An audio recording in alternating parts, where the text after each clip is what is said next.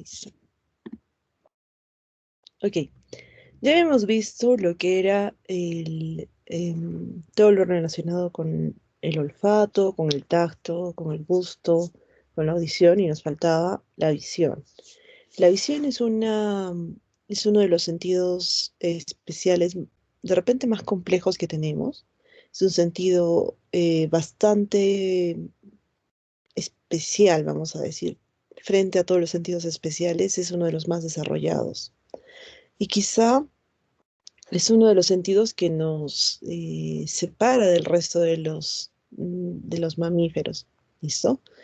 Tenemos receptores que nos permiten una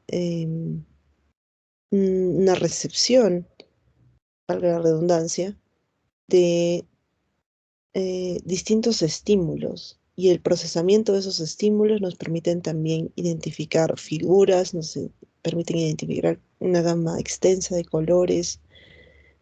Mm, yo creo que sí. Para poder entender fisiología de la visión, vamos a tener primero que entender qué cosa es la luz y entender un poquito lo que es anatomía. ¿Listo? A ver, en el chat, díganme, ¿cuánto ustedes recuerdan de anatomía del ojo?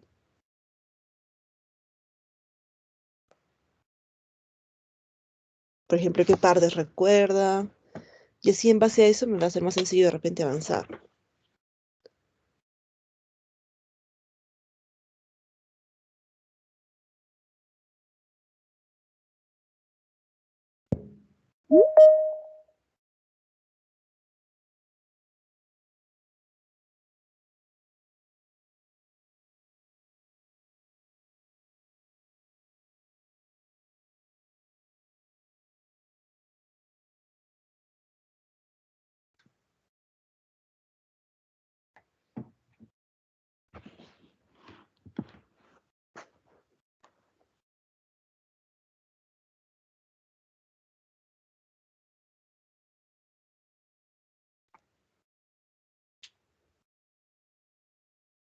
Veo que escriben, no veo de que salga la respuesta. A ver, ¿qué recuerdan ustedes de anatomía del ojo?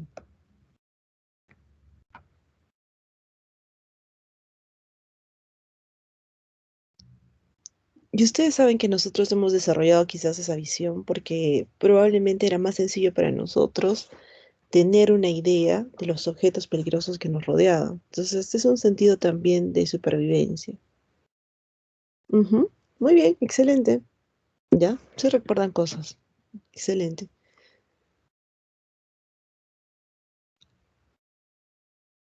Ya, entonces no voy a tener que ampliar felizmente en la parte de anatomía. Excelente. Entonces, imagínense, más de la mitad de los receptores sensoriales que tenemos en nuestro cuerpo están situados en los ojos. Y hay una parte que es también grande en la corteza cerebral que se encarga de procesar la información visual. Entonces, imagínense la importancia de los ojos. Em, el área que estudia los ojos se llama la oftalmología.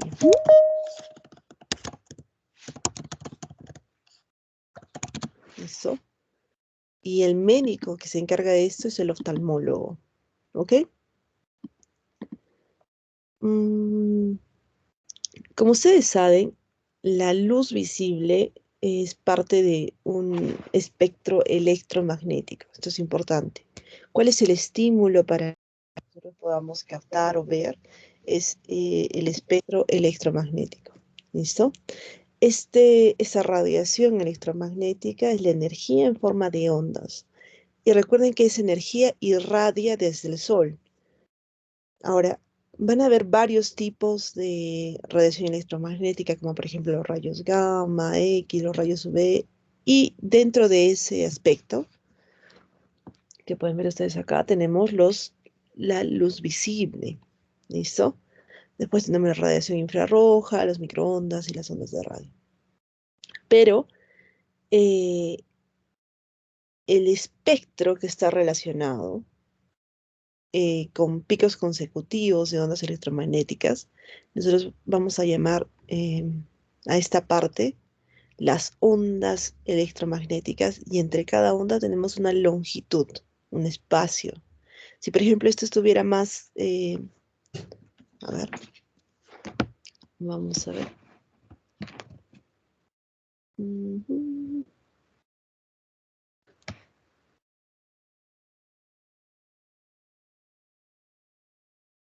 Ya. Si por ejemplo las ondas estuvieran así, si se dan cuenta el espacio acá es más reducido que aquel. Uy, uy,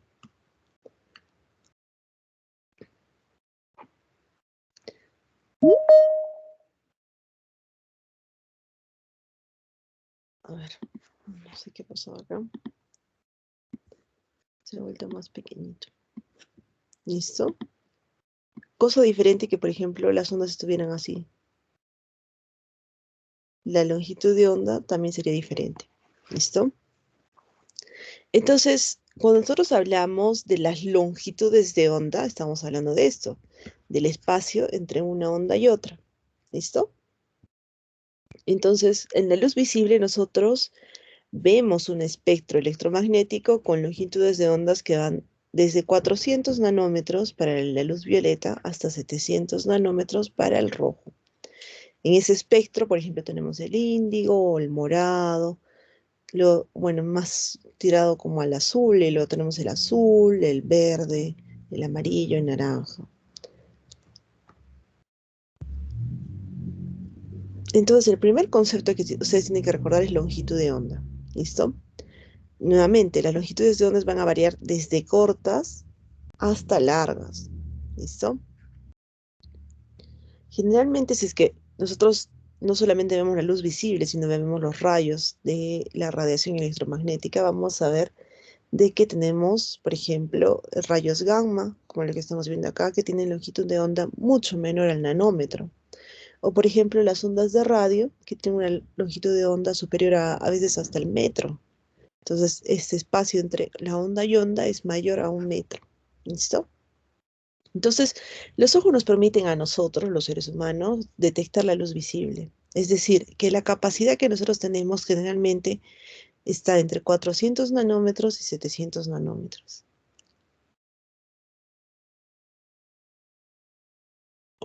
Ahora, cuando hablamos de luz, nosotros estamos hablando de la parte del espectro electromagnético que está relacionado con los colores. Entonces, la luz visible es la que exhibe colores. ¿Listo?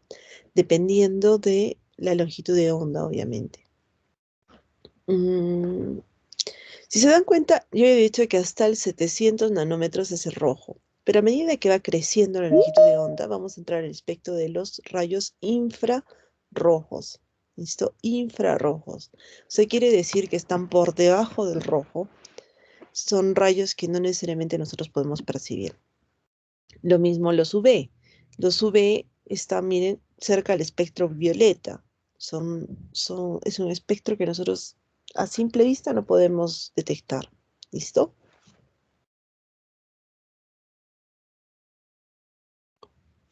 Dice, si es que nosotros podemos ver un color, es que es muy probable que el objeto que nosotros estamos viendo va a absorber ciertas longitudes de onda visible y va a reflejar otras. ¿Listo? ¿Y qué es lo que nosotros vemos? La luz que se refleja. Entonces, si ustedes están viendo, por ejemplo, digamos que tuvieran una chompa azul, lo que están viendo primero es producto de el reflejo de la luz. Está absorbiendo todo. Está absorbiendo el violeta, el índigo, el verde, el amarillo, el rojo, el naranja. Y está reflejando solo el azul. ¿Listo? Si ustedes ven, si tienen unas medias rojas, está absorbiendo toda esta parte del espectro, pero está reflejando el rojo. Entonces, también podemos inferir que la visión es producto de la estimulación de la luz visible y sin luz nosotros tendríamos vamos a decir, un challenge. No podríamos necesariamente identificar ciertas cosas. ¿Listo? Entonces la luz nos permite, como un elemento estimulador, nos permite eh, tener la visión. ¿Listo? Ok. Ahora, ¿qué sucede con los objetos blancos? Si les he dicho que es reflejo y acá yo no veo blanco. Generalmente en el objeto blanco hay un reflejo de todas las ondas visibles, ¿ya? O sea, se reflejan todas y al reflejarse todas dan luz blanca. ¿Qué sucede con el objeto que parece negro? El objeto negro absorbe todas las longitudes de ondas visibles y no refleja nada. ¿Listo? Ok. Si es que han entendido este pequeño detallito, creo que podemos pasar al siguiente punto. ¿Listo? Ah, listo. Esta es la pared globular solamente para que recuerden. ¿Listo? Cuando nosotros hablamos de luz, la luz va a tener que pasar distintos medios. Ya, primero el aire, luego va a tener que pasar un medio que es medio gelatinoso, como la córnea. Luego vamos a tener la cámara anterior con un líquido, o sea, tiene que pasar líquido. Luego tiene que pasar una especie sólida que, como ustedes pueden ver acá, es el cristalino. Y luego nuevamente en líquido. Y en todo este tiempo, la luz va a sufrir refracciones, va a sufrir desviamientos hasta llegar a un punto que se llama la fovea central y en general estimular la retina. ¿Listo? Recordar que si nosotros estamos en el eje, vamos a ver que un poco hacia el costado vamos a encontrar el nervio óptico. ¿Listo? Ahora, solo por curiosidad, quiero que vean cómo es una vista con microscopio de barrido, electrónico de barrido, para que vean la pupila, este espacio negro, el iris y los procesos ciliares. ¿Por qué necesito que recuerden esa partecita? Porque lo primero que tienen que recordar es que la parte negra del ojo, que la tenemos todos, es un espacio. ¿Listo? O sea, no es que tengamos acá un músculo, tengamos una telita, no, es un espacio. Obviamente todo esto está recubierto por la córnea, pero la pupila per se no es nada. ¿Listo?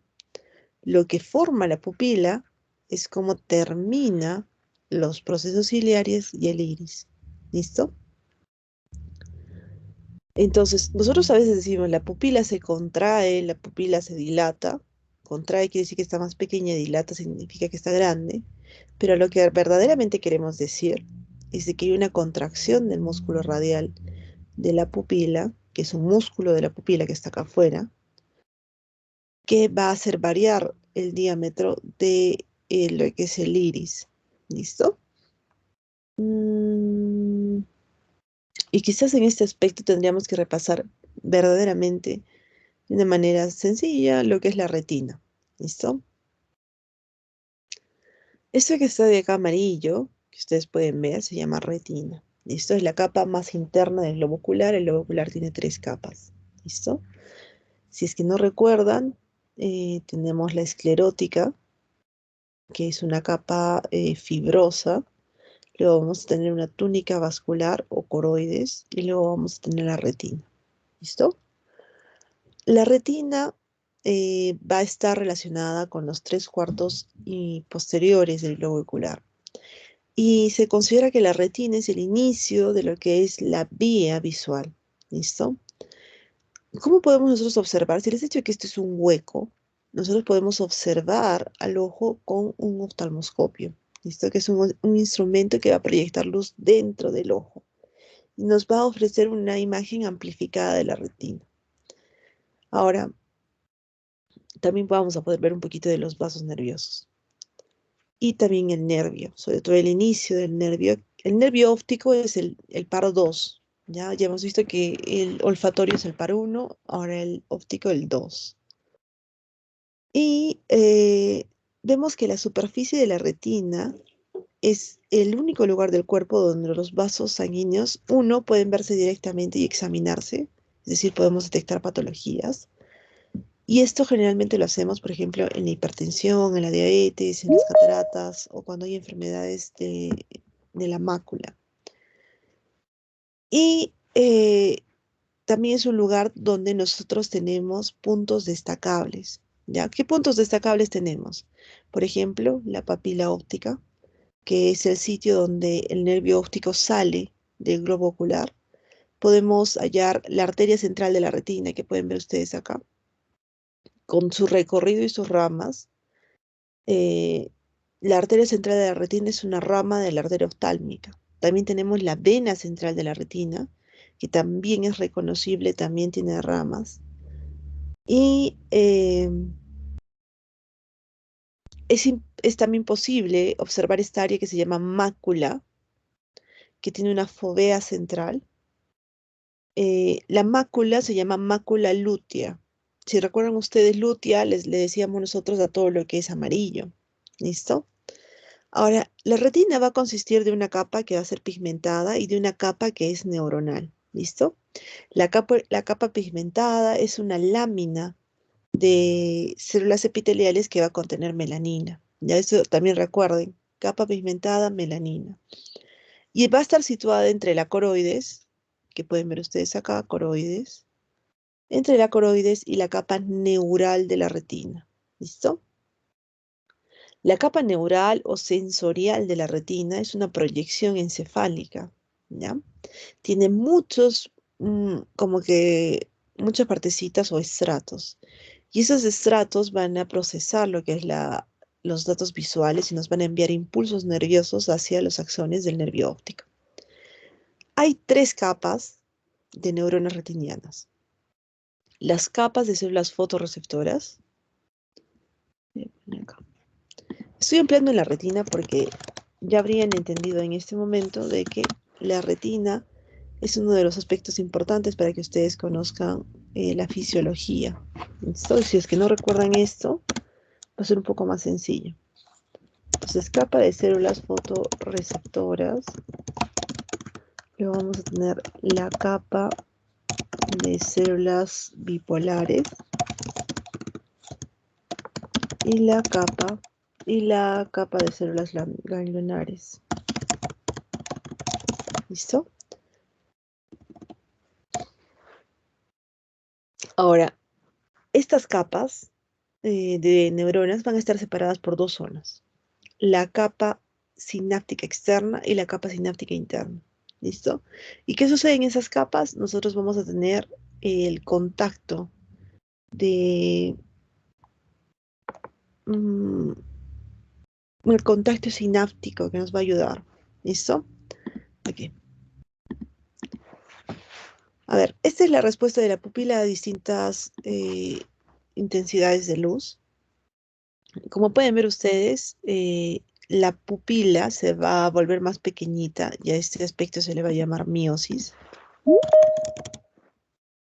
cuando los músculos circulares del iris se van a contraer, ¿ya? ¿Quién hace esto? El parasimpático. ¿Listo? El parasimpático contrae los músculos circulares del iris. Este es el iris y la pupila de forma normal, ¿ya? No, acá no hay ni luz intensa ni poca luz. Cuando hay luz tenue, la pupila se va a dilatar, es decir, que los músculos circulares del iris se van se van a relajar o se van a contraer, disculpen, pero en dirección, miren en qué dirección, en una dirección como radial. De ese estamos hablando de los músculos circulares, de acá estamos hablando de los músculos radiales del iris. ¿Listo? ¿Quién hace esto? El simpático. ¿Cómo recordamos todo esto? ¿Cómo se llama a la dilatación de la pupila? Se le llama midriasis. ¿Listo? La midriasis es la capacidad que va a tener el ojo de acomodarse. ¿Listo? Algo que es importante, chicos y chicas, es de que sepan eh, que la parte, cuando nosotros tenemos miosis, está estimulada por el parasimpático y la parte dilatada por el simpático. ¿Por qué? Porque esto nos va a permitir entender, por ejemplo, si una persona viene con una intoxicación, ya sea, por ejemplo, por drogas, ¿quién está actuando? ¿A qué nivel está actuando? A nivel del parasimpático, a nivel del simpático, y nos va a poder dar una aproximación o nos va a ayudar a poder tener un diagnóstico diferencial. ¿Listo? Una cosa más, ¿cómo nosotros en medicina recordamos esto? La mnemotecnia es que cuando ustedes ven, ya sean ustedes chicos, chicas, lo que ustedes deseen, cuando ven un chico o una chica simpática, los ojos se les abren. O sea, imagínense esas caricaturas. Entonces se van a acordar eso, se dilatan con el simpático. ¿Listo? Y esto también es importante que recuerden el hecho de que, ¿por qué se dilata? ¿Qué es lo que nosotros queremos si es que hay poca luz? Nosotros queremos ver. Recuerden que la luz es responsable de que nosotros podamos diferenciar colores. Entonces, si hay poca luz, nuestro cuerpo trata de aumentar la capacidad que tiene para que más luz entre. ¿Ok? Listo. Ahora, respecto a lo que estábamos hablando, uy, ya, esto es lo que nosotros vemos en el oftalmoscopio. ¿Ya? Si nosotros dilatamos y esa es una dilatación farmacológica, dilatamos la pupila, vamos a lograr tener o vamos a poder observar dentro del ojo. Y hemos dicho que dentro del ojo que vamos a observar estructuras que son reconocibles, como la papila óptica, los vasos sanguíneos, la fovea central, la mácula lútea. ¿Listo? También vamos a poder ver cómo está esta área. Puede ser que hayan acá como especies de algodones, eso nos va a ayudar a determinar cierto tipo de enfermedades. ¿Listo? Ahora, más cerca a la nariz va a estar pegada la papila óptica. Si la tenemos para el otro lado, hay que tener cuidado, hay que ver qué es lo que está pasando. ¿Listo? Entonces sabemos que esto, como es reconocible, lo que está pegado a la nariz es el lado nasal y el otro lado va a ser el lado temporal. Ujú. Acá vamos a tener la arteria central de la retina y también la vena. ¿Listo? Ok, esto es lo que estábamos viendo. Hemos dicho que hay una capa pigmentaria y tenemos acá los vasos sanguíneos. Listo. Tenemos segmentos externos y segmentos internos de los bastoncillos. ¿Listo? Acá tenemos la primera capa, que es la capa fotorreceptora, y tenemos un cono, que pueden ver acá, y un bastón. ¿Listo? Parte de la capa fotorreceptora. Luego vamos a tener una capa sináptica, que hemos dicho una capa sináptica externa. Y luego vamos a tener las células bipolares, que hemos dicho que es otra capa del área neural, que van a tener células que van a ser horizontales, células bipolares per se, y las células amacrinas. ¿Listo? De ahí nuevamente vamos a tener una capa sináptica que se va a llamar capa sináptica interna. Y luego las células ganglionares. ¿Listo? La capa ganglionar con las células ganglionares. Las colitas de las células ganglionares nos van a formar los axones del nervio óptico. ¿Listo? Y estas van a llevar o van a propagar los impulsos nerviosos a lo largo de los axones del nervio óptico hasta la papila óptica. Y obviamente nuestro objetivo va a ser que esto llegue hasta la corteza cerebral visual. ¿Listo? Esta es la estructura microscópica de la retina. La dirección de los impulsos nerviosos es desde la capa pigmentaria hacia los nervios ópticos. ¿Listo? La dirección de la luz entrante, como pueden ver ustedes, se está dando en esta dirección. ¿Listo? Se ha hecho un corte acá, un corte aquí. Hemos dicho que em, la capa retiniana es una capa externa, ¿ya? La base de esta capa hemos dicho que es la capa pigmentaria. ¿Listo? Ya, yo creo que acá podemos ver cómo es. La esclerótica está aquí, la coroides, la capa pigmentaria, los fotorreceptores con los bastones y los conos, la capa sináptica externa, las capas de células bipolares, capa sináptica interna, capa de células ganglionares y el nervio óptico. Ya más o menos para que entiendan cómo va esto. Acá también pueden ver ustedes cómo sería. Sería como que hubiéramos cortado acá, ¿no es cierto? Esclerótica, coroides. Tenemos la capa pigmentaria, la capa de células bipolares, finalmente las ganglionares para formar el nervio óptico. ¿Desde dónde está viniendo la luz? La luz está viniendo así, ¿no es cierto? Está entrando hacia acá. Ahora, obviamente el ojo es una estructura tridimensional. Entonces, como una estructura tridimensional, ustedes tienen que ver, si yo le hago un corte acá, no es lo mismo que le haga un corte así, ¿no es cierto? O no es lo mismo que solamente esté viendo esta parte. Entonces, eso es importante que ustedes recuerden. Acá hay otra imagen en la cual ustedes pueden ver, por ejemplo, los conos, que tienen una formación casi como esos conitos que nosotros ponemos cuando hay un accidente, y los bastones. ¿Listo?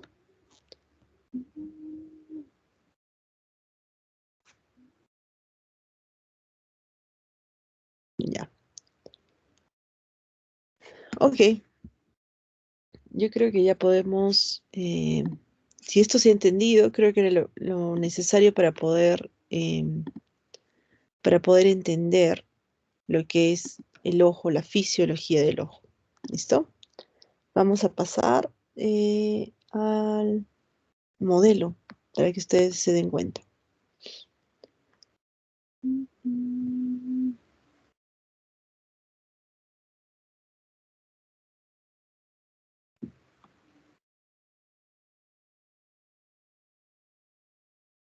Listo.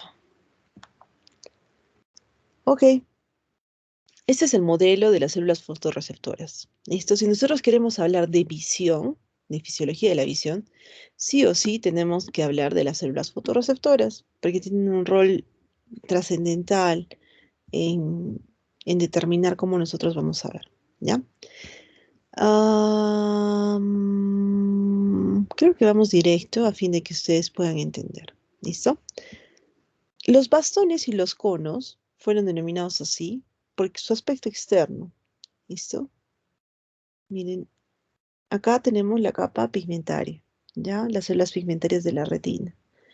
Estos son los bastones, estos son segmentos externos de los bastones y el segmento interno. Todos estos que pueden ver acá de azul son los bastones. Estos son los conos, ya con sus segmentos, sus membranas, que ya vamos a ver ahorita. ¿Listo? Pero de manera extensa la pueden ver así. ¿Ok?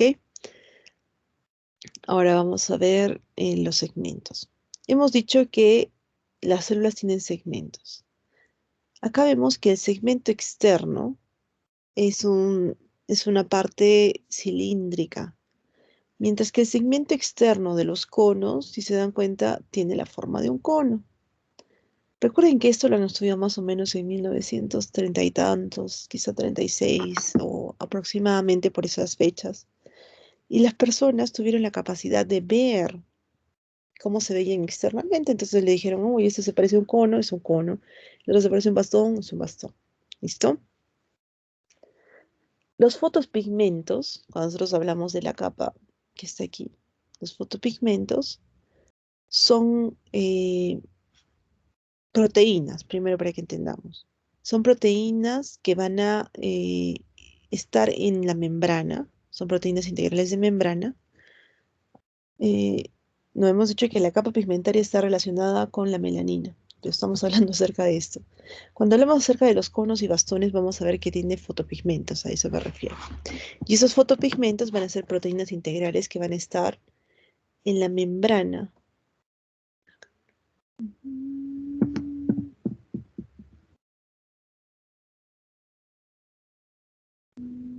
No. A ver. Esas proteínas integrales que van a estar en la membrana, vamos a ver que nos van a permitir a nosotros seleccionar o recibir la señal que va a estimular a estas células. Que estamos diciendo que en este caso es la luz visible. ¿Listo? En los conos vamos a ver también que hay una característica.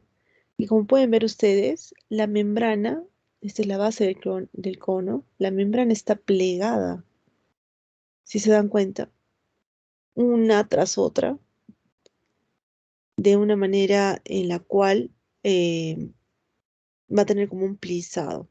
¿Listo? En los bastones, este plisado, si se dan cuenta, forma como discos. ¿Se dan cuenta? Acá dice membrana con sus discos. ¿Discos de qué? Ahorita vamos a ver. ¿Listo?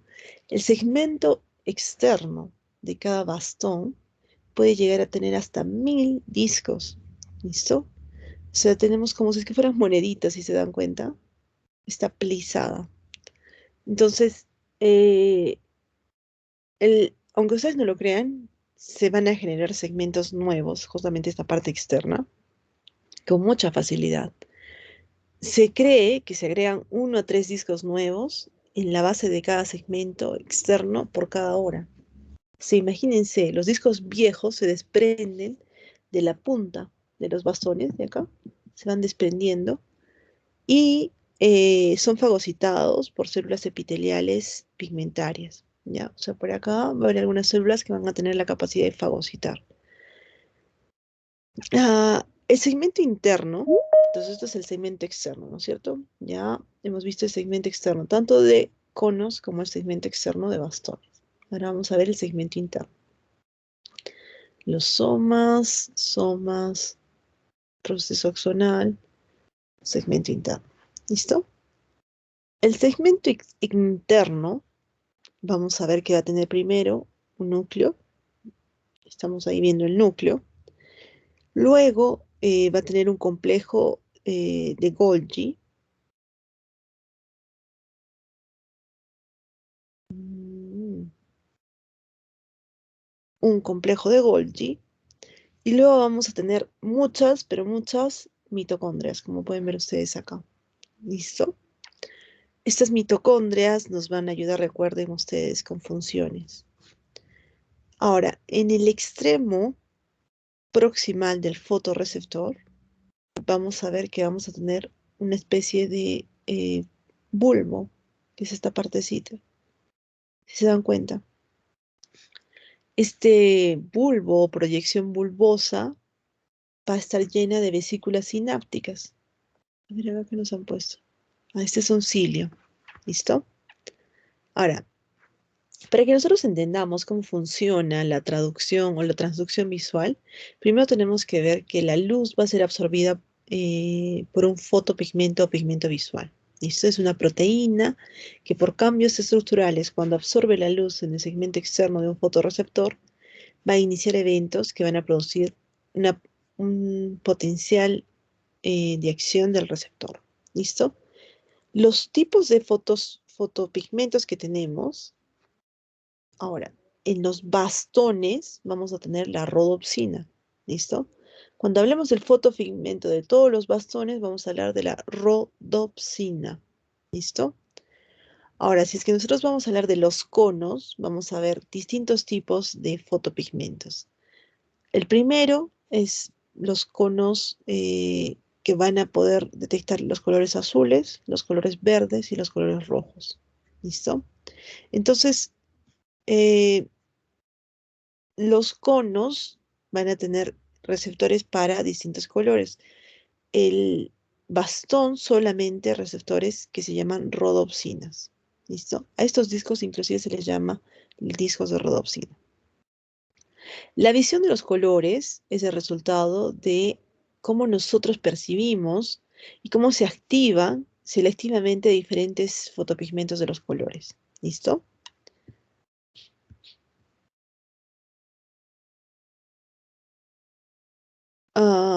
Es importante también que nosotros recordemos que la mayoría de las formas de ceguera para los colores, que se llaman acromatopsia, es una incapacidad que generalmente o sea, que con la que ya nosotros nacemos, es hereditaria. y son resultado ya sea de la ausencia de uno o de los tres tipos de conos. ¿Listo? El tipo de ceguera más común que nosotros conocemos es la ceguera al color rojo y al color verde, en la que faltan conos rojos y conos verdes. ¿Listo? Como consecuencia de esto, la persona no puede distinguir los colores rojos y verdes. Probablemente ustedes conocen esta enfermedad, es bastante conocida. Las personas, por ejemplo, que no pueden distinguir el color rojo y verde, tienen, les es muy difícil, por ejemplo, manejar, porque no van a poder determinar en qué momento está cambiando el semáforo. ¿Listo? Ahora, ¿qué pasaría si es que nosotros, o bueno, es importante que ustedes conozcan que la vitamina A juega un rol importante en la visión. La vitamina A está, por ejemplo, en la zanahoria. Ustedes la van a dispender o conocer desde las partes sintéticas. Pero nosotros consideramos de que si es que una persona tiene una deficiencia prolongada de vitamina A, va a tener una cantidad inferior a lo normal de rodopsinas, estamos hablando de los bastones. Y por tanto, esto va a ocasionar la ceguera nocturna o llamado también nictalopía, que es una incapacidad para ver bien los bajos niveles de luz. ¿Listo? Ok, entonces decíamos de que todos los pigmentos van a estar asociados con la visión y generalmente los pigmentos van a tener dos partes. ¿Listo? La primera parte va a ser una glucoproteína que se va a llamar opsina. ¿Listo? Y la segunda parte, lo que les estaba mencionando hace un momento, un derivado de la vitamina A que se llama, es un derivado retinal. ¿Listo? De la vitamina A. Estos derivados de la vitamina A se van a formar a partir del caroteno. El caroteno es ese color anaranjado que les decía que está, por ejemplo, en las zanahorias. Entonces, una buena visión va a depender de una ingesta adecuada de vegetales como, por ejemplo, el caroteno, que está en las zanahorias, espinacas, brócoli, en el zapallo, que a mí particularmente no me gusta mucho. Todos estos alimentos van a contener vitamina A. También se considera que el hígado puede ser una fuente. ¿Listo? Entonces, ¿por qué es importante que consumamos vitamina A? Porque estamos diciendo de que se van a ir renovando cada hora 2 a 3 discos de los bastones. Y si es que nosotros no consumimos vitamina A, se va a ver afectado este proceso porque no vamos a tener los insumos, los ladrillos para poder construir nuestra casa. ¿Listo? Entonces, la retina es la parte que va a absorber la luz en todos los fotopigmentos visuales. Hemos dicho que hay cuatro opsinas, ¿verdad? Tres en los conos y uno en los bastones. Ah, ¿qué es lo que permite, si estamos diciendo que las opsinas es lo mismo y también estamos hablando que el factor retinal es también similar? ¿Qué es lo que permite que los conos diferencien distintas luces? Generalmente son variaciones en las secuencias de los aminoácidos de las proteínas que se tienen allí, que van a permitir que, por ejemplo, las opsinas de los conos y las opsinas de los bastones absorban diferentes longitudes de onda. Por tanto, vamos a ver que va a haber un proceso cíclico. A ver. mm, ah, ya, vamos a ver un poquito de esto para que puedan ustedes entender cómo funciona. ¿Listo? Mm. Bueno, hasta acá, ¿cómo va? O sea, ¿están entendiendo lo que les digo? Está muy difícil.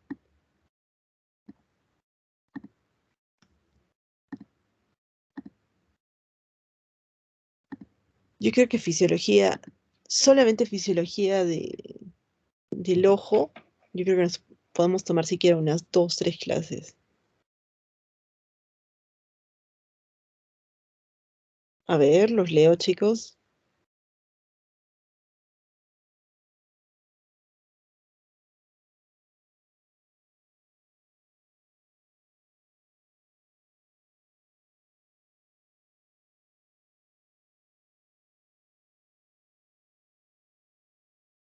Uy, creo que se han dormido.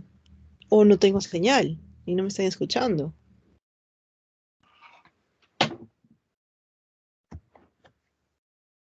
Siempre dicen que el que madruga Dios le ayuda, así que tranquilos.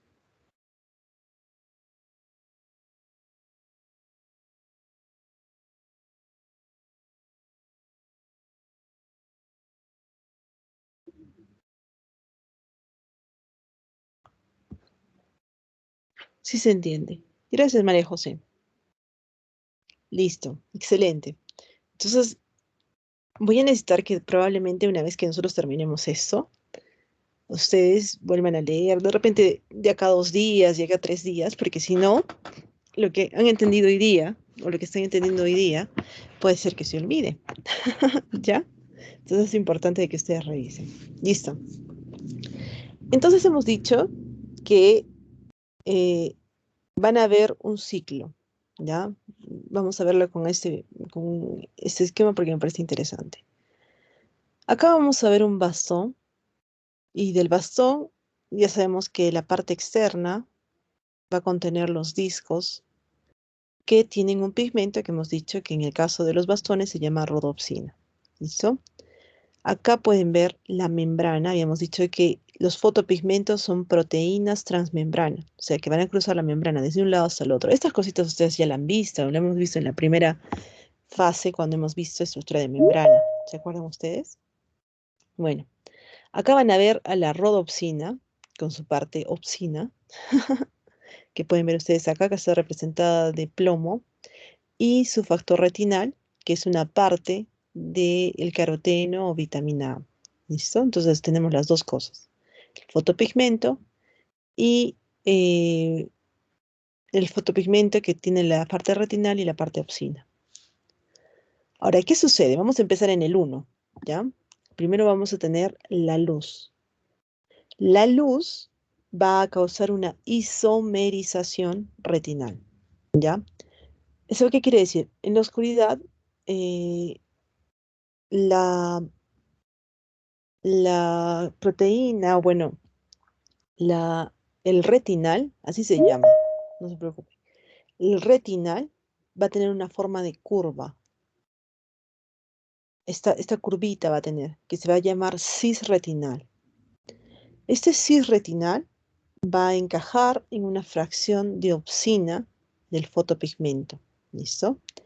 Cuando un cisretinal absorbe un fotón de luz es una unidad que nosotros estamos teniendo de la luz. ¿Listo? Empieza a enderezarse. Y cuando se endereza de su forma cis, va a pasar a su forma trans. ¿Listo? Entonces, ¿qué es lo que ha causado que pase de cis a trans? La luz, un fotón de luz. ¿Listo? Esta conversión de cis a trans, o sea, de curvita a larguito, se va a llamar isomerización retinal. ¿Listo? Y es el primer paso de la transducción visual. Después de que el retinal se isomeriza, se va a producir cambios químicos en el segmento externo del fotorreceptor. ¿Listo? Segmento externo. ¿Qué es lo que sucede? Estos cambios van a llevar a la producción de un potencial del receptor. Eh, ¿Y qué es lo que va a suceder? Vamos a tener un blanqueamiento. Ese es el punto 2. En el blanqueamiento, que dura alrededor de 1 minuto, el transretinal, ese que se ha vuelto larguito, se va a separar totalmente de la opsina. Acá vemos la opsina incolora, transretinal afuera. Y esto va a hacer que obviamente la opsina no tenga color, por eso se le llama blanqueamiento. ¿Listo? Luego vamos a tener el punto 3, que se va a llamar conversión. ¿Listo? La enzima retinal isomerasa va a convertir al transretinal en cisretinal. ¿Listo? Entonces, el paso 3 de conversión va a ser de transretinal a cisretinal por una enzima que se llama isomerasa. Sí, retinal isomerasa. ¿Listo? Entonces, de el trans que está afuera y el receptor que está blanco, vamos a tener dos versiones. La trans se va a convertir en cis. Y pasamos al cuarto ciclo, a cuarta parte del ciclo, que es la regeneración. ¿Listo? En la regeneración, el cis retinal podrá unirse a la opsina y va a formar nuevamente un fotopigmento funcional. Esta parte del ciclo en el que hay una nueva síntesis del fotopigmento se va a llamar regeneración. ¿Listo? Ya que nosotros vamos a ver que vamos a tener un fotorreceptor que está con una disposición transmembrana. ¿Listo? Entonces lo que estamos viendo es cómo el retinal tiene una función importante en el ciclo de estimulación, desde una parte cis a una parte trans. Y en este ciclo vamos a tener estimulación, o sea, potenciales de acción. ¿Ok? La capa pigmentaria de la retina adyacente a los fotorreceptores va a tener una gran cantidad de vitamina A y va a contribuir justamente a la regeneración de los bastones. ¿Listo? La magnitud de la regeneración de la rodopsina va a disminuir drásticamente si la retina se desprende, por ejemplo, de la capa pigmentaria. Ahora, los fotopigmentos de los conos se van a regenerar mucho más rápido que la rodopsina en los bastones y depende un poco menos de la capa pigmentaria. Por tanto, después de un blanqueamiento completo, la regeneración, o sea, de este blanqueamiento completo, la regeneración de la rodopsina tarda cerca de 5 minutos. La mitad de los fotopigmentos de los conos solamente se van a regenerar en más o menos 90 segundos. ¿Listo? La regeneración completa de la rodopsina blanqueada demora entre 30 a 40 minutos, más o menos para que ustedes entiendan. Ahora, ¿cómo nosotros vemos la luz y la oscuridad? ¿Listo? Por ejemplo, si ustedes en este momento, no sé, digamos que empezaron la clase completamente oscuros, no abrieron sus cortinas, no prendieron la luz y empiezan de repente, progresivamente, a tener más estimulación del sol. O de repente si es que están viajando y están pasando por un túnel, que es absolutamente oscuro, o si es que van al cine, que en esos tiempos es un poco más difícil. Nosotros vamos a tener un sistema de adaptación. Y esto se va a llamar adaptación, tanto a la oscuridad como a la luz. Por tanto, eh, necesitamos que este sistema visual sea rápido y se ajuste en cuestión de segundos, ya sea para modular cuánta luz entra o para poder adaptarnos a la luz que podría ser escasa. ¿Listo? Nosotros vemos que la diferencia en la tasa de blanqueamiento y regeneración de los fotopigmentos de los conos y los bastones es responsable de los cambios de la sensibilidad, es decir, a la adaptación a la luz y a la oscuridad. A medida que aumenta el nivel de iluminación, vamos a tener más fotopigmento que se va a blanquear. Sin embargo, mientras la luz blanquea algunas moléculas de fotopigmento, otras son regeneradas.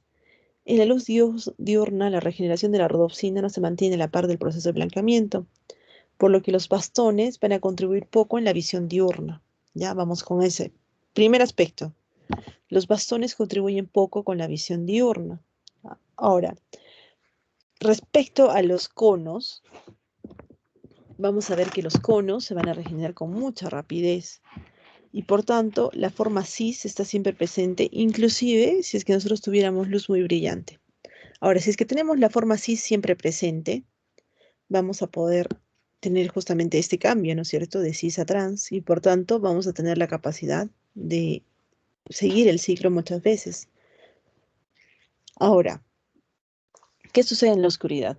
En la oscuridad nosotros vamos a ver que la sensibilidad va a aumentar con mucha rapidez al principio y luego va a ir con más lentitud. ¿Listo?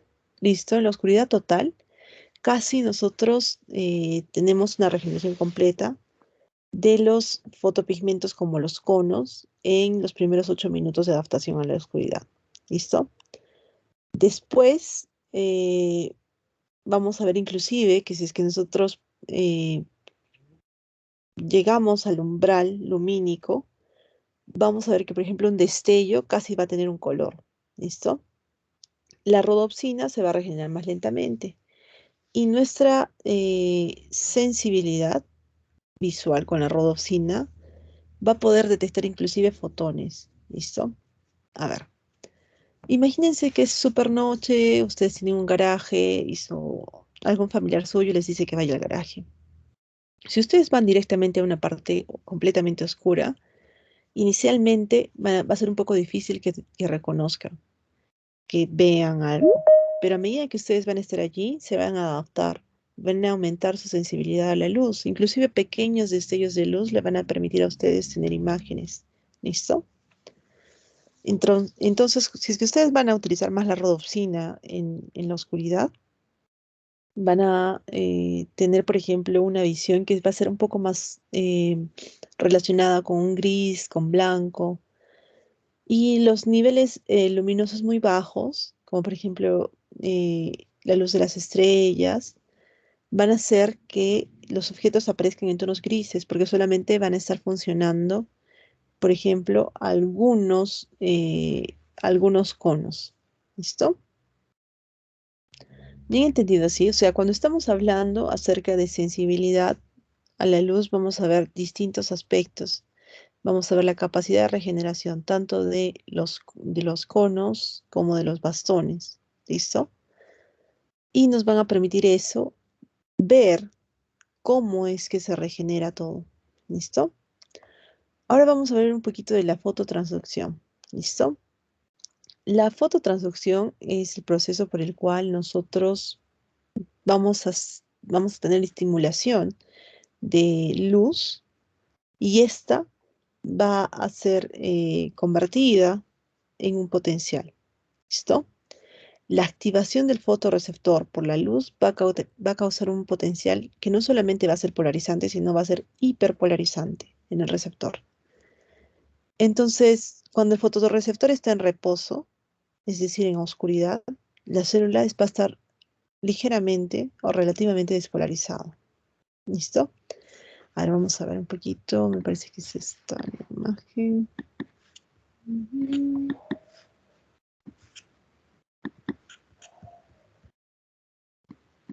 Listo. A ver, acá vamos a ver un bastón en el cual tenemos el segmento externo. Hemos dicho que el segmento interno va a estar formado por el soma y por el área donde van a estar las mitocondrias y el aparato de Golgi, y luego va a tener un terminal sináptico. ¿Listo? Vamos a ver qué es lo que sucede primero arriba. En el paso 1, vamos a ver que esta es la membrana. La moradita es la membrana en general del segmento externo y la parte anaranjada es la membrana del disco.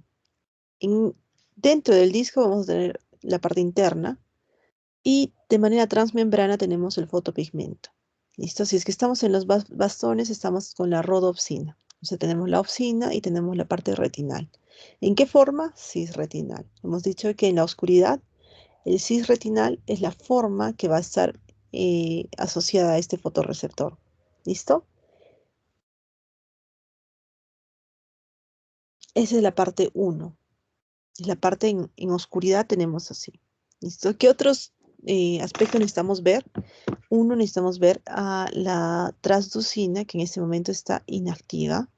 Necesitamos ver a la GMP cíclica, fosfodiesterasa, que está inactiva, y a otra enzima que se llama guanilil ciclasa. ¿Listo? Entonces, ¿qué sucede? Un suceso importante en la oscuridad es que hay una alta concentración de GMP cíclico en la oscuridad.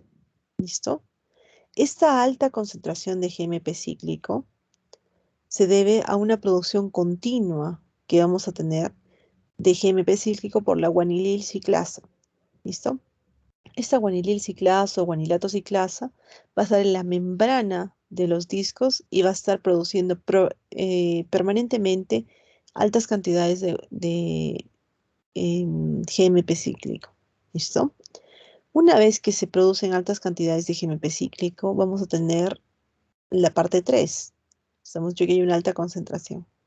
La parte 3 va a ser que este GMP cíclico se una a canales. ¿Qué hemos dicho? GMP es guanidil monofosfato, ¿ya? Fosfato. ¿Se acuerdan ustedes?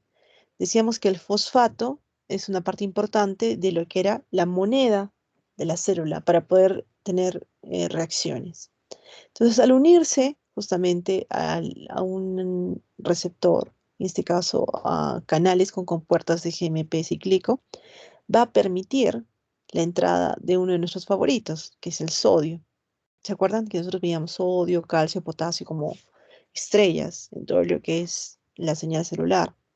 Entonces, en este caso va a entrar el sodio, desde el extracelular al intracelular. Y esta entrada de sodio se va a determinar corriente oscura. ¿Listo? A este punto en el cual está entrando el sodio es la corriente oscura, el número 4. ¿Listo? Esta corriente oscura va a despolarizar, obviamente, ¿no es cierto? Va a despolarizar al fotorreceptor y lo va a poner o va a permitir que el intracelular esté con una, eh,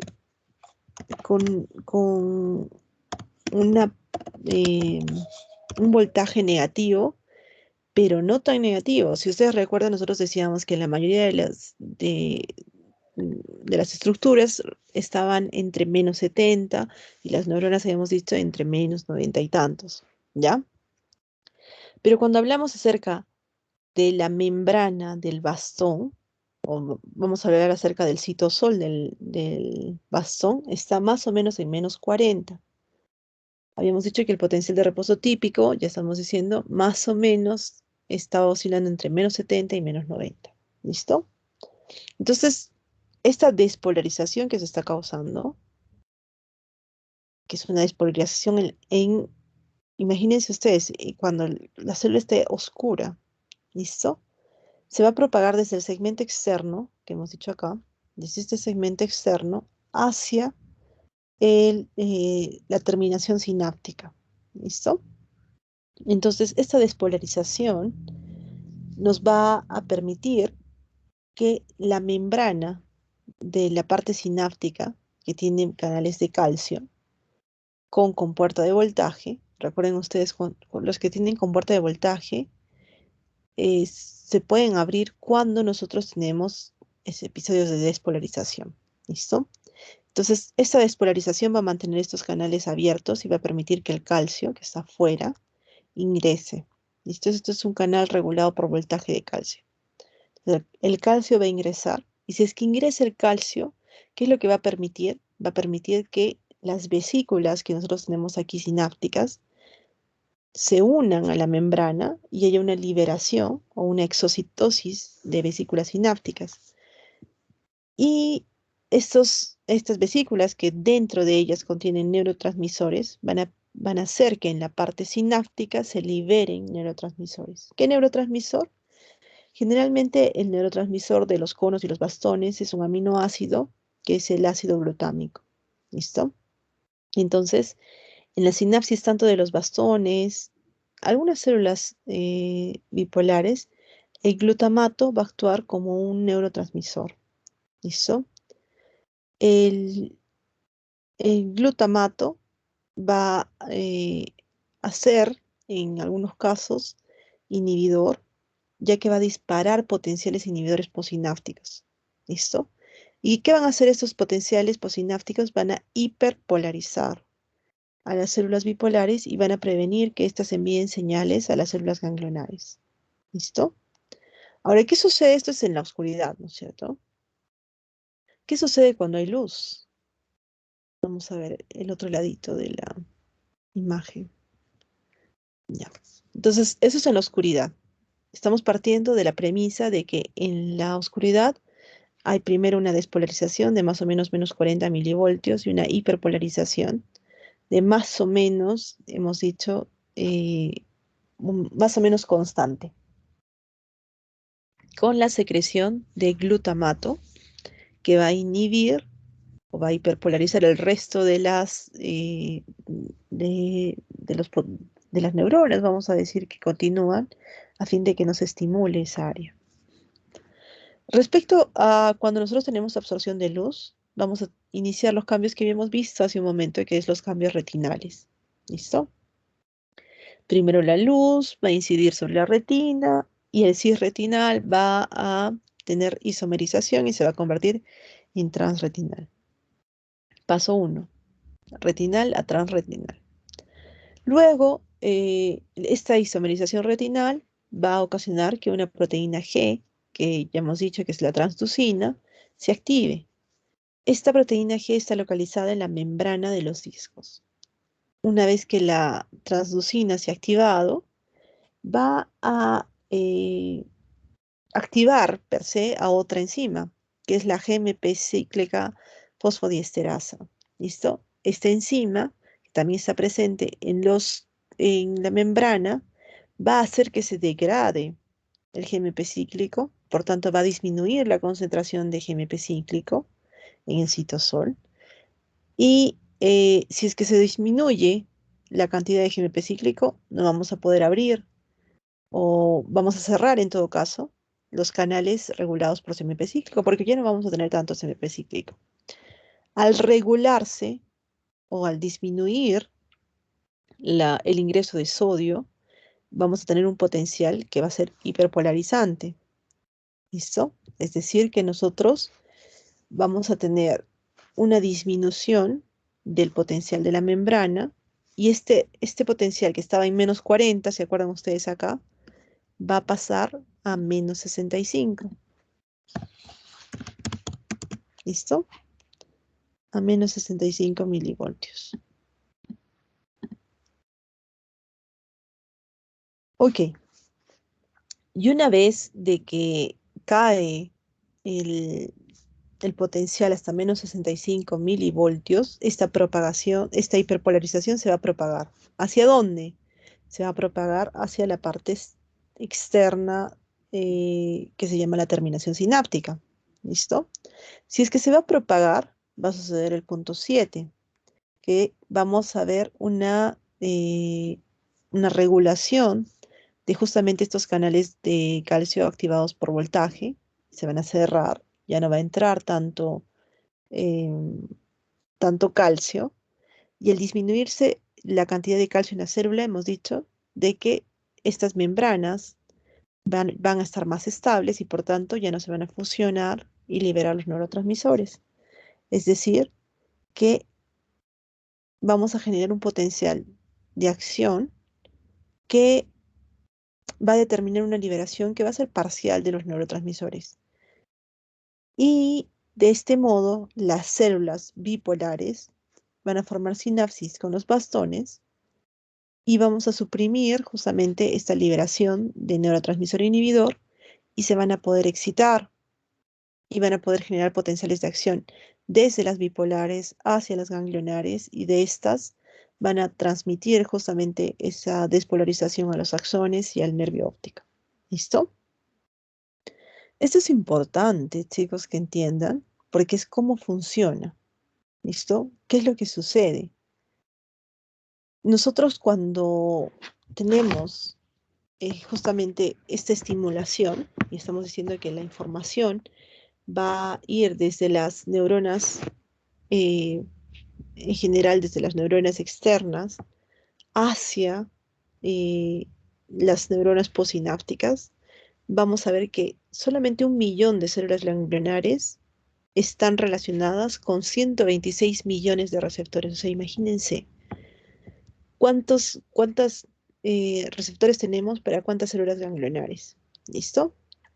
Y vamos a ver que justamente estos neurotransmisores o la regulación de esta liberación de neurotransmisores nos van a permitir que los potenciales de acción de ellas puedan tener, ¿se acuerdan ustedes los potenciales de acción graduados en células tanto bipolares como horizontales? ¿Listo? Importante que recuerden que más o menos de 6 a 600 bastones van a hacer sinapsis con una sola célula bipolar en la capa sináptica externa de la retina. Y un cono generalmente hace sinapsis con una sola célula bipolar. ¿Listo? Mm, la visión con los conos, a pesar de que de repente es un poquito menos sensible, va a resultar más nítida en razón de la sinapsis de uno a uno, mientras que la visión que nosotros tenemos de los bastones, que van a converger muchos en de repente una célula, va a aumentar la sensibilidad a la visión de los bastones, pero generalmente la imagen que se percibe es una visión un poco borrosa. ¿Listo? Entonces, habíamos dicho que las células ganglionares van a permitirnos, ¿qué es esto? Lo mismo, ¿ya? Habíamos dicho que las células ganglionares van a tener una proyección que van a ser sus axones y que van a formar el nervio óptico. ¿Listo? Una vez que forman el nervio óptico, vamos a ver que este nervio va a salir, justamente, miren ustedes, sale del ojo y se va a dirigir hacia el cerebro. ¿Listo? Algunos aspectos. Cuando nosotros tenemos al ojito, vamos a tener campos visuales. ¿Listo? Vamos a tener la parte interna del ojito, que podemos dividirlo en dos, pero el ojo hemos dicho que tiene una forma más o menos ovoidea. ¿Listo?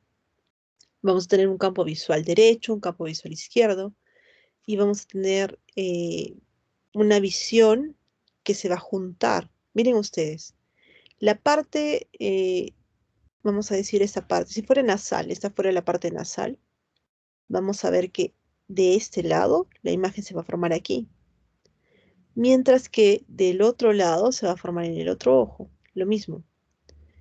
La imagen, eh, vamos a decir acá roja, se está formando en el lado contralateral. Por tanto, después de eso, el nervio óptico va a tener fibras, fibras que van a ir en el mismo lado y fibras que van a cruzar y van a formar una forma de X o quiasma óptico.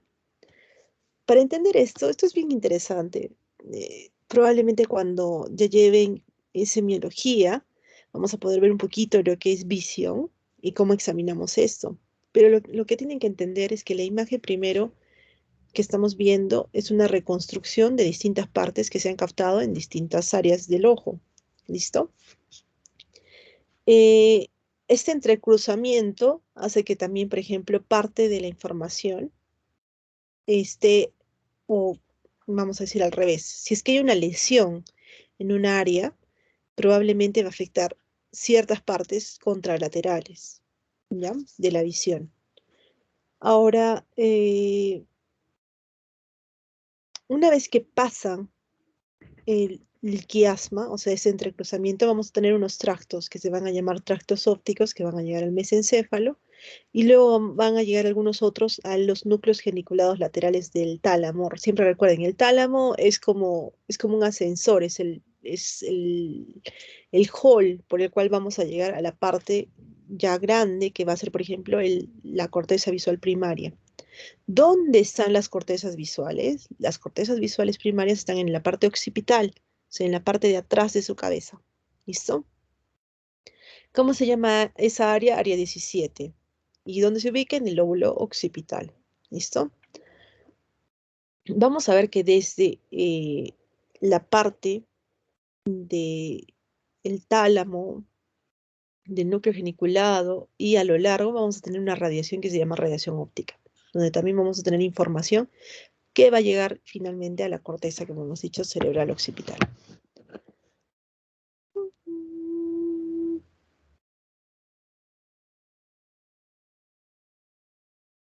No sé hasta qué punto de repente les sea necesario, pero creo que es importante que lo sepan. Todavía tenemos tiempo. Esta clase ha sido larguita porque, como ven, y eso que no hemos llegado a ver ni siquiera, creo que todas las cuestiones que podrían ustedes conocer de, del ojito, pero el ojito es muy importante. Ah, acá está. Esto es lo que quería mostrarles.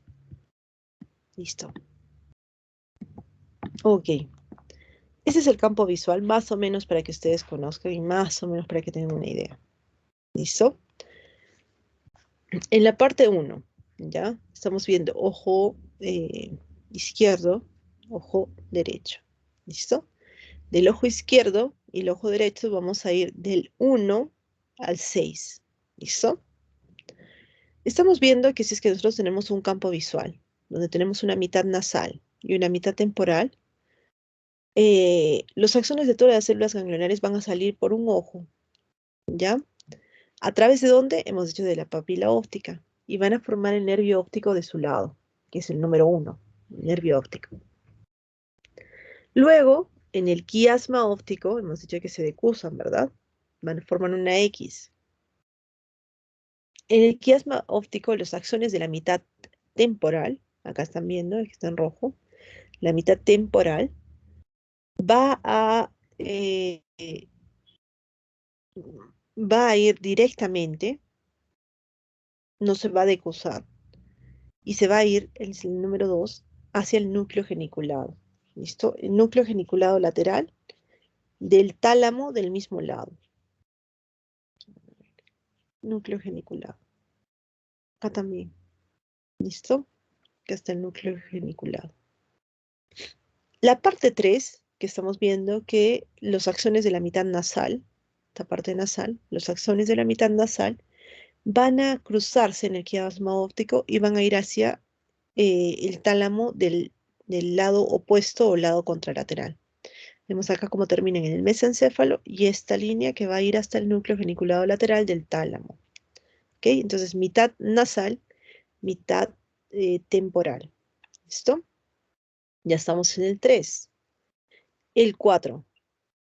Justamente esos axones cruzados y no cruzados, porque vamos a tener del otro lado, hemos dicho mitad temporal, que va a ir directamente, mitad nasal, es la parte que se cruza. Entonces, si estamos en este lado, vamos a ver que hay una parte que no se ha cruzado, ¿no es cierto? Que es la mitad temporal del ojo derecho, junto con la mitad eh, temporal del otro lado, mitad nasal del otro lado, vamos a tener lo que se llama el tracto óptico. Ese es el número 4. Y este tracto óptico es el que se va a proyectar del quiasma óptico. Ahora, los axones colaterales de las células ganglionares retinanas se van a proyectar hasta el mesencéfalo, que es esta partecita, ¿no es cierto? Donde van a participar de circuitos neuronales. ¿Qué circuitos neuronales? Algunos, por ejemplo, que van a regular lo que es la constricción de las pupilas en respuesta a la luz, la coordinación de los movimientos de la cabeza, de los ojos. Y vamos a ver que los ramos que se extienden también hasta los núcleos supraquiasmáticos del hipotálamo van a ayudar, van a establecer lo que son los patrones del sueño y otras actividades que están relacionadas con el ritmo circadiano. Pero si recuerdan ustedes, el ritmo circadiano es la capacidad nosotros que tenemos de tener episodios en los cuales dormimos y nos despertamos, o sea, los episodios de alerta y los episodios de sueño. Y esta programación cotidiana se da muy en respuesta a un aspecto que es muy importante, que es la luz. Si nosotros tenemos luz y oscuridad y esas variaciones, nos van a hacer que nuestro cuerpo pueda sensar y pueda regular justamente este ritmo circadiano. ¿Listo? Y esta es una manera, o esto es un punto que les ayuda a ustedes a entender por qué, si es que ustedes están todo el día con las tabletas, con el celular, sobre todo cuando es de noche, van a tener una estimulación que va a alterar justamente el ritmo circadiano y probablemente podría alterar su capacidad de regeneración, porque recuerden, el ritmo circadiano es muy importante. ¿Listo? Ya bueno, no voy a extender mucho porque ustedes ya saben que cojo un tema y luego me extiendo demasiado. Los axones de las neuronas talámicas, cuando ya han llegado al tálamo, se van a proyectar hacia el área visual primaria a través de radiaciones. ¿Listo? Estas radiaciones ópticas van a llegar hasta el área visual primaria, que hemos dicho que es el área 17 del lóbulo occipital. Eso es el número 6. ¿Ok? Entonces, la llegada de potenciales de acción al área visual primaria va a permitir que nosotros percibamos la luz. El área visual primaria tiene un espacio visual, ¿listo? Cada región de la corteza va a recibir información de una parte distinta de la retina, que a su vez va a recibir información de una porción particular del campo visual, como hemos visto. Gran parte del área cortical está dedicada a la información proveniente del campo visual que va a incidir sobre la mácula. ¿Listo? Recordar que la mácula tenía una entradita, ¿no es cierto? Que nosotros le habíamos llamado fovea. Y esa área es la parte de la retina con mayor agudeza visual. Entonces, cantidades generalmente un poco más pequeñas van a estar relacionadas con porciones del campo visual que inciden en las partes periféricas de la retina. Pero todo lo que esté relacionado con la fovea va a estar altamente o va a tener un área cortical grande. ¿Listo? Ahora, la información que proviene del área visual primaria se va a conducir a un área que se llama área de asociación visual en el lóbulo occipital también. Y esta área de asociación visual va a permitir que se procesen la información. ¿Dónde se encuentra esta área de asociación visual? En los lóbulos parietales y en los lóbulos temporales. ¿Listo? Por manera simple, siempre se considera que estas áreas son áreas de extensiones de las áreas de asociación visual. ¿Listo? Entonces, ¿qué es lo que van a procesar estas áreas? Van a procesar, por ejemplo, la posición tridimensional, la forma global, el movimiento y el color. Ahora, eso también es muy importante. Cuando nosotros hablamos de visión, hemos dicho que la visión está relacionada con el aspecto de los colores y también nuestra visión de la oscuridad. Pero un aspecto que nosotros no hemos mencionado mucho, pero que tienen que saberlo, es el aspecto tridimensional.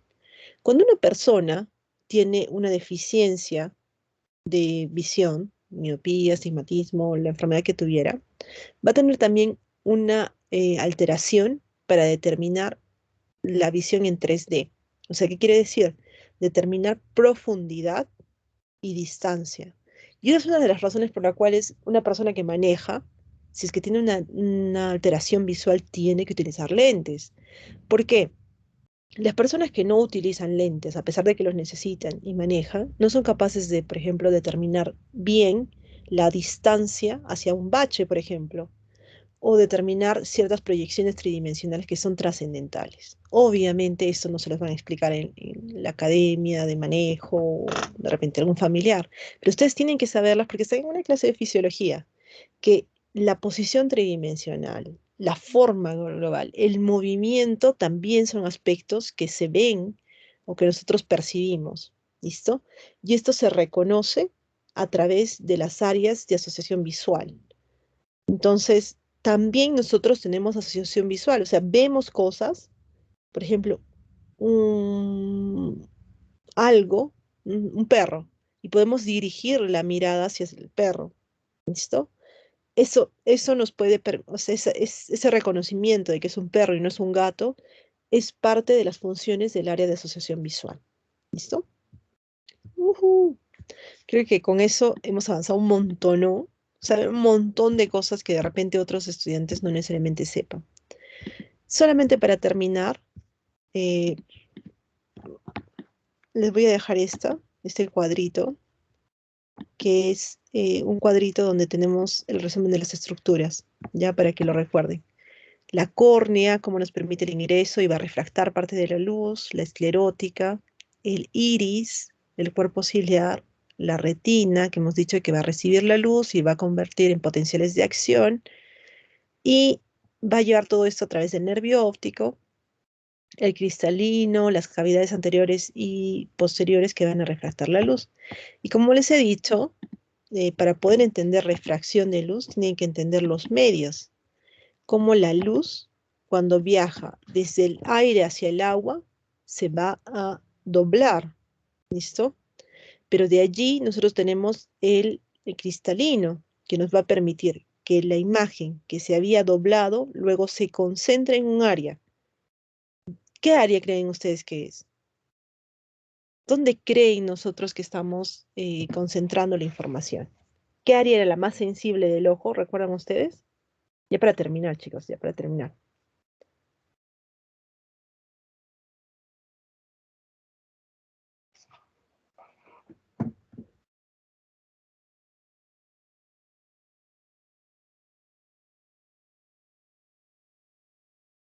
Ok, ya están tipeando. El área que nosotros tenemos donde se concentra la información va a ser el área de la... Ay, todavía no escriben. Yo sé que ya la están escribiendo. Es el área de la mácula, ¿ya? Ahora, la capacidad que tiene el cristalino, que es un ente que es transparente en nuestro cuerpo, es la capacidad de acomodarse junto con los músculos ciliares y las fibras sonulares, va a hacer que sea más larguito o más gruesito, a fin de que tanto el objeto distante como el cercano puedan llegar al mismo lugar, que es la mácula. Muy bien, chicos. Muy bien, Sam, Jackie, María José. La mácula nos va a permitir sensar dónde está el objeto. Y a pesar de que esté muy cerca o muy lejos, la distancia focal va a hacer que se pueda ver o percibir el objeto en cierta área. ¿Listo? Eso yo creo que es uno de los aspectos importantes que ustedes sepan la función del cristalino. ¿Cómo se llama cuando el cristalino ya no es transparente? Se le llama catarata. ¿Listo? Entonces, cuando el cristalino ya no permite que pase así la luz y van a haber alteraciones en la visión, sobre todo cuando envejecemos, ¿no? A eso se va a llamar catarata. Listo, chicos, es todo lo que tenía que decirles hoy día. Ha sido una clase bien bonita. Espero que les haya gustado, espero que hayan entendido las cosas y nos vemos en la clase del miércoles. ¿Listo? Chao, chao.